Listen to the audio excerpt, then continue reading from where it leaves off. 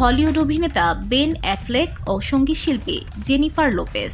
বছরের শেষ ভাগে এসে চমকে দিলেন ভক্তদের। সিনেমার গল্পের মতো ঘটালেন এক ঘটনা। বছরের শুরুতে বিবাহ বিচ্ছেদের ঘোষণা দিয়ে বছরের শেষে এসে আবার হলেন এক।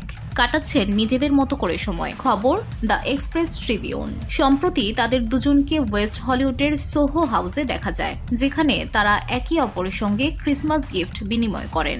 একসঙ্গে তাদের 30 মিনিটের মতো দাঁড়িয়ে কথা বলতেও দেখা যায়। সেই সময়ের তাদের বেশ কিছু ছবি ব্রিটিশ গণমাধ্যম ডেইলি মেইলে প্রকাশিত হয়েছে। তাদের এমন ছবি প্রকাশের পর অনেক ভক্তর মনেই প্রশ্ন ওঠে, তাহলে আবারও কি এক হচ্ছেন জনপ্রিয় এই জুটি? আসলে ঘটনাটি মোটেও এমন নয়। মূলত জেনিফার লোপেজ এবং বেন অ্যাফ্লেক ক্রিসমাস উপহার বিনিময়ের জন্য এদিন এক হয়েছিলেন। সেখানে দেখা যায় লোপেজ এবং বেন তাদের পরিবারের সবাইকে নিয়ে লস অ্যাঞ্জেলসে ছুটির দিনগুলো উপভোগ করছেন।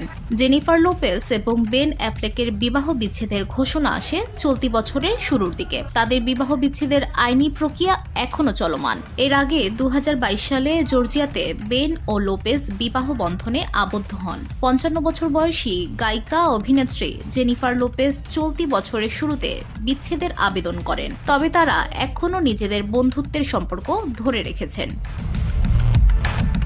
VOD Bangla news desk.